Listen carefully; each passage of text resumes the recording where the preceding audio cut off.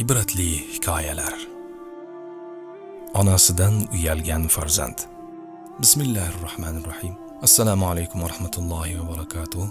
Aytingchi, bu dunyoda kim siz uchun jonini bera oladi? Kim siz uchun o'zini qurbon qilishga tayyor? Bir o'ylab ko'ringchi, Allohga qasamki, onangizdan boshqa odamni topa olmaysiz. Hech kim sizni onangiz kabi sevmaydi, sizga g'amxo'rlik qilmaydi. Ha, aslo hech kim onangiz kabi jonini qurbon qilishga tayyor emas. Hikoya qilishlaricha, bir yosh yigit o'z onasini yoqtirmas ekan. Onasining tashqi ko'rinishidan uyalar ekan. U onamning ovozini eshitishni ham, o'zini ko'rishni ham istamayman deb aytardi. Axir hech kim onasini sotib olmaydi. Nima bo'lganda ham u sizning onangiz-ku. Siz onangizning roziligini topishingiz kerak. Aks holda Allohning g'azabiga uchraysiz. Bu yigitning onasi juda mehribon edi. Lekin ona qanchalik yaxshilik qilmasin, farzandi yaxshi munosabatda bo'lmasdi. Chunki mushtipar onaning faqat bir ko'zi bor edi. Farzandi onasini tug'ilgandan beri shunday holatda ko'rdi. Shu sababli o'g'li onasining tashqi ko'rinishini yoqtirmasdi. Do'stlari bilan uchrashganda ham onasidan uyalardi. Kunlarning birida ona o'g'lining maktabiga borganda farzandi "Nima uchun bu yerga keldingiz? Boshqa kelmang" deb jahl qildi. Aziz yoshlar, aslo onangizga bunday qo'pol munosabatda bo'lmang. Uning qalbini sindirmang. Bunday qilsangiz Allohning g'azabiga uchraysiz. Axir farzand o'z onasiga ham shunday muomala qilishi mumkinmi? Ammo ming afsuski, hikoyamizdagi yigit o'z onasiga juda qo'pol munosabatda bo'lardi. Kunlar o'tishi bilan uning muomalasi yanada yomonlashardi. Lekin ona hamon o'g'liga juda mehribon edi. Ona yolg'iz o'zi farzandini hech kimdan kam qilmay katta qilardi. Farzandi maktabni tugatdi, ammo o'qishni xorijda davom ettirishga qaror qildi. Onasi qancha iltijo qilib, yalinib, yolvormasin, farzandi qarorini o'zgartirmadi. Onasini yolg'iz tashlab o'zi xorijga uchib ketdi. Oradan oylar, yillar o'tdi. Ona o'z farzandini juda sog'inar, soatlab dilbandining rasmiga tikilib o'tirardi. Suratlarini bag'riga bosardi.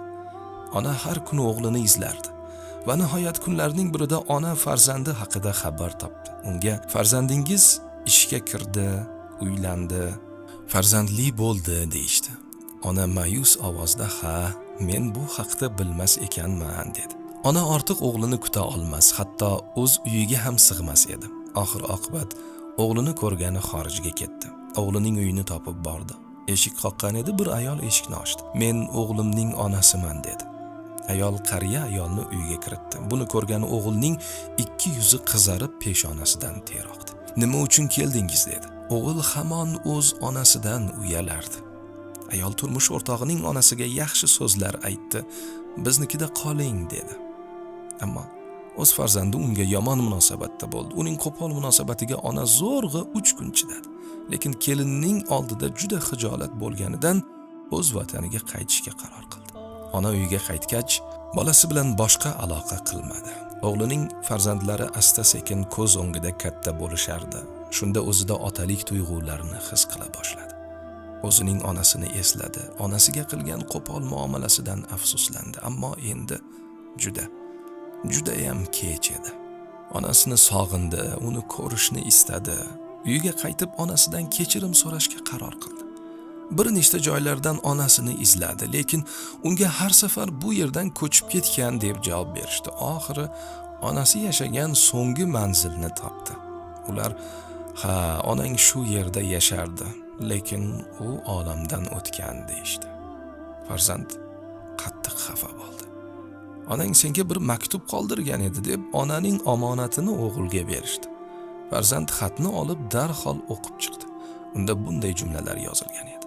"O'g'lim, bir o'zimni uzoq yillar tashlab ketganing meni qattiq xafa qildi, lekin sen mening farzandimsan va men seni yaxshi ko'raman. Men senga aytmoqchi bo'lgan eng oxirgi so'zlarim bor edi. Sen dunyoga kelganingda baxtsiz hodisa tufayli bir ko'zingni yo'qotgan eding. Senga kimdir o'zining ko'zini bersa tuzatishning imkoni bo'lgani uchun men o'z ko'zimni berdim. Ikkinchi ko'zimni esa seni ko'rish uchun qoldirdim." Farzand onasining qabriga borib tinmay ko'z yosh to'kdi. onajon, meni kechiring deb dod solardi. Onajon, meni kechiring deb dod solardi. Aziz yoshlar, hatto kattalar, onangizni hayotlik davrida qadriga yeting. Hayotingizning quvonchi va barakasi onangizdir. Hatto jannat uning oyoqlarining ostidadir. Onangizning oyoqlaridan o'pib oling.